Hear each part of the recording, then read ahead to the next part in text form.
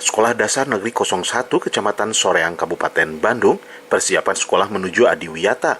Pelaksana sekolah menuju Adiwiyata merupakan target Sekolah Dasar Negeri 01 Cincin di tahun 2022, hingga dapat mewakili di tingkat kecamatan, kabupaten, serta nasional. Keinginan sekolah dapat menjadi sekolah Adiwiyata, bahwa SD Negeri 01 Cincin merupakan etalase Kabupaten Bandung. Ia berharap semua pihak mendukung program sekolah Adiwiyata, hingga dapat diterapkan pembiasaan lingkungan bersih, tertata, serta dilaksanakan oleh guru dan peserta didik. Bahwa keinginan saya untuk menjadikan SD Cincin 1 ini menjadi sekolah Adiwiyata, karena Cincin 1 ini adalah sekolah yang berada di Kabupaten Bandung, etalase Kabupaten Bandung. Kalau etalase Kabupaten Bandung itu harus memperlihatkan sekolah yang memang berwawasan lingkungan dan bisa membanggakan Kabupaten Bandung. Seperti itu.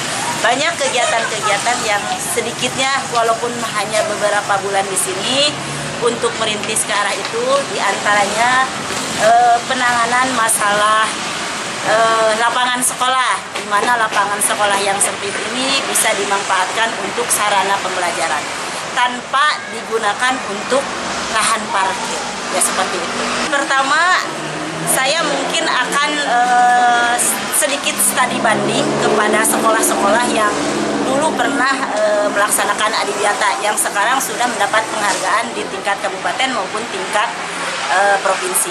Rencananya besok hari Rabu itu saya akan mendatangi SD Cibogor 2 dan Cibiru. Setelah kami memiliki sedikit pengetahuan, menyamakan persepsi dari wakil-wakil guru ke sana, kemudian saya akan menganalisis apa yang menjadi kebutuhan dari